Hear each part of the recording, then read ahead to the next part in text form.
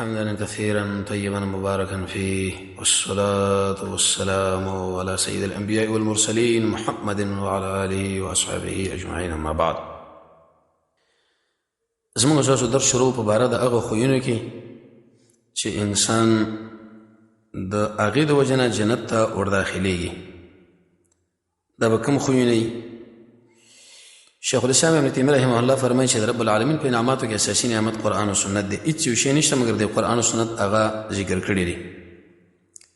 د محمد رسول الله صلی الله علیه وسلم په احادیثو کې موږ او تاسو د هغې نه څه ډېرې وجې، ډېر اسباب او ډېر خویونه ذکر کړل، نه به نور ذکر کېږي. یو حدیث کې راځي، امام الباني رحمه الله حسن ګرځولی دی او مسعود احمد کې هم دا روایت دی په روایت د ابو هریره. هغه فرمایي رسول الله صلی الله علیه وسلم فرمایلی دی د آدم علیه السلام بچې چې کله سجده آیت د سجدې ولولي او بیا سجده وکړي نو شیطان په دې وخت کې جدا شي، وژاړي او دا خبره کوي چې وما له طبیعي ده. د آدم علیه السلام د بچي له امر وکړه چې په سجده باندې سجده وکړه، هغه الله جنت ورکړي او ما له امر په سجده باندې کړی شوی، ما انکار وکړو نو فلی النار زما لپاره اور دی. الغرض دا حدیث مسلم یو 8 نمبر باندې راغلی دی. د رسول الله صلی الله علیه وسلم په دې حدیث کې یو سبب د جنت د داخلېدو ذکر کړی شو چې هغې ته ویل کېږي سجده. یوه سجده د منځه ده، یوه سجده د تلاوت ته، یوه سجده د سهو ده، یوه د مصیبت ته، یوه د شکر ده. بعضې وخت کې یو سړی سجده وکړي هغه ده مونځ چې وکړي، اخر کې یو سجده وکړي نو دا بیا بدعت دی. وجه دار ابن کثیر رحمه الله نقل کړی دی، وی کوم یو قول او فعل چې د محمد رسول الله د ملګرو نقل نه بس هغه بدعت دی، هغې نه ځان ساته. نو په دې کې سجده ذکر شوه. بل حدیث کې راځي، ابو هریره صاحب فرمایي د محمد رسول الله صلی الله علیه وسلم نقل کوي چې رسول الله صلی الله علیه وسلم فرمایي روژه چې دا یو ډال دی او مضبوطه قلعه ده د اور نه، د جهنم د اور نه که تاسو بچ کول غواړئ نو په څه باندې بچ کېږئ؟ په دې روژو باندې.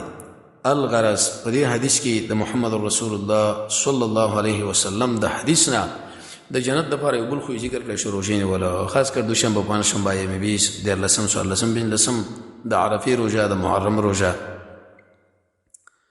او د دې سره سره عام دا کوم چې فرضي روژه دی او 6 شواله.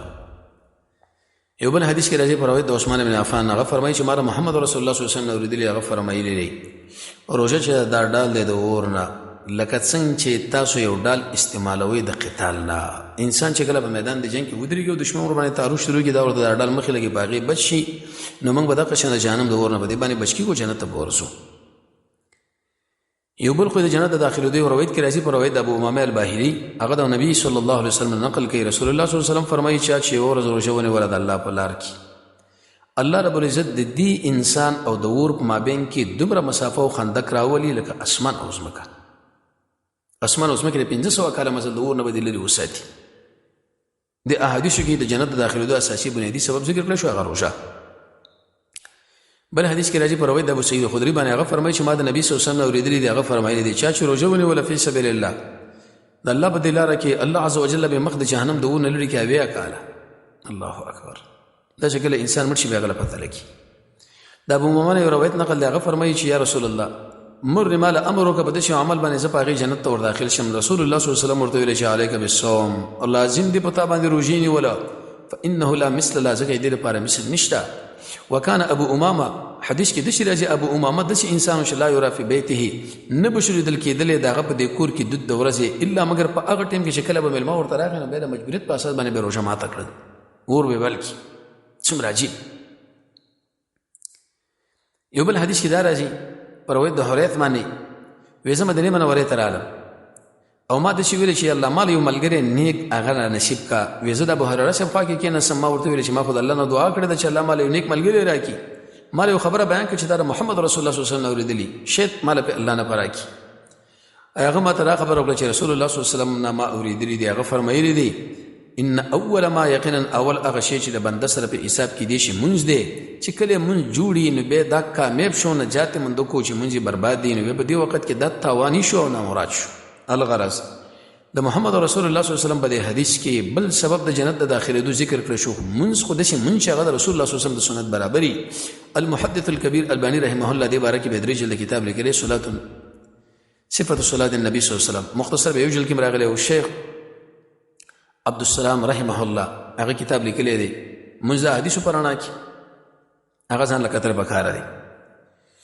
یو بل روایت کې راځي یو بل عالمي ذکر کړی شوی دا سبب د دخول الی الجنت. ابي ایوب انصاري فرمایي چې یو سړي ویل یا رسول الله ما له اطلاع راکړه بده شو عمل چې جنت لور باندې داخل شم، عمل می جنت ته داخل کی. نبی کریم علیه الصلاه والسلام ویل ته د الله بندگی کو شریک به سره نه جوړي، پابندی د مانځه کوا، زکات ورکوا او صله رحمی پاله. صحابه دا خبر ورکړه چې یا رسول الله یو کس منکر راځي موږ دا کار ورزو دا صله رحمی ده وینه دا چې د مکافات د بدلره صله رحمی دي ته ولګي چې کس تا خو نه راځي ته د الله د رضا په خاطر باندې ورشي. دا ډېره غټه خبره ده. او حدیث کې دا راځي دومره نسب یاد کې چې باغې باندې صله رحمی او پاله ولو بالسلام اگر که سلام بولې نه. یو بل روایت کې راځي پر روایت د حنیف باندې هغه فرمایي چې کله د رسول الله صلی الله علیه وسلم خو ورغه وفد کې وی ویل یا رسول الله ایو شی کم یو شی چې هغه جنت واجبای. نبی کریم صلی الله علیه وسلم ورته ویلې وی خسته خبرې کوا او طعام خرچه کو بدی مسکینانو باندې. ابي بن سری فرمایي و جناب نبی کریم علیه الصلاه والسلام فرمایي من جاء سوق چراغه بندگی وکړه د الله په داسې حاله چې شریک د رب العالمین سره هیڅوک په هیڅ یو شي کې شریک جوړ نه کړي، د مانځه پابندي وکړه، زکات ورکړي، د رمضان روژې ونیوله، کبیره ګناهونه ځان وساتو فإن له الجنه ادھر لپاره جنت ته. نو دې وخت کې د ملګرو پوښتنه وکړه چې کبیره ګناهونه سره ویل کېږي یا رسول الله الاشراک بالله، د رب العالمین سره برخداران جوړوله، وقتل النفس المسلمه مسلمان نفس وجله، وفرار يوم الزحف او په میدان د جنگ کې د میدان د جنگ تېښته کول. په دې کې د درې علامې ذکر شوي: بندگی د رب العالمین د شرک نه پاکه، د مانځه پابندي، زکات ورکول، روژه نیوله، کبیره ګناهونه ځان ساتل چې هغه شرک دی، د مسلمان وجل او دقه شان د میدان د جنگ نه تېښته دا به نه کوي. حدیث کې راځي که چېرته د اسمان اهل او د ځمکې اهل د مؤمن په قتل کې شریکان شي دم جهنم له غورځو. کعبه دې ړنګه چې زموږ الله په دومره خبر نشي لکه د مؤمن په قتل. رسول الله صلی الله علیه وسلم کعبه له قابل لعزت خو مؤمن هم ډېر قابل لعزت دي. انس بن مالک فرمایي چې رسول الله صلی الله علیه وسلم فرمایلی دي نشته هیڅ یو بنده چې هغه مسلمان رور خواله راشي د هغه زیارت وکړي خو د الله لپاره مګر اسمان کې اواز کوونکی اواز کوي چې خوشحاله اوسه او تا لپاره جنت دی. او کله الله عز وجل فرمایي څه وایي عبدي زما د بنده چې دی زار فیه زما دپاره زیارت وکړي او زه نه راضي کېږم د ده لپاره سوا د جنت نه په بل شي باندې جنت بدله ورکوم. الغرض په دې حدیث کې محمد رسول الله صلی الله علیه وسلم د جنت د داخلېدو یو سبب دا ذکر کړی د مسلمان سړي زیارت او ملاقات له ورتللو. یو بل حدیث کې دا راځي ابو هريره سے فرمایي چې رسول الله صلی الله علیه وسلم فرمایلی دي چې د مریض تپوس وکړي یا د یو مسلمان رور ملاقات زیارت وکړي د الله د رضا په خاطر باندې نمبر یو اواز کوونکی اواز وکړي چې ښه کار دی وکړي او دقه شان مزیدار دي چې ستا د مزل او جنت کې ځان له کور برابر کړي. ابي امامه فرمایي چې ما د رسول الله صلی الله علیه وسلم اوریدلي دي ورځ خطبه ورکوله په حجۃ الوداع کې اتقوا الله ویریږه د الله نه چې هغه ستاسو رب دی پنځه منځونه وکړي او دقه شان د رمضان د روژه ونیسئ او ادا کوي زکات د خپلو مالونو او اطیعوا اطاعت وکړئ چې کله تاسو له امر کوي یا دقه شان تاسو اطاعت وکړئ د چا د هغه چا چې هغه ستاسو مشران دي تدخلوا تاسو به داخل شئ جنت د رب ستاسو له الغرض د رب العالمین نه یره پنځه منځونه د هغې اهتمام د رمضان د میاشتې روژه زکات د خپلو مالونو ورکول او د خپلو سربراهانو خبره منل د قرآن و سنت د چتر او سوري لاندې نتیجه به دی سړی به دی باندې جنت ته ورداخل شي. الله رب العزت دې موږ تاسو ټول جنت ته ورداخل کړي. وصلی الله تعالی علی خیر خلقه محمد و آله و صحبه.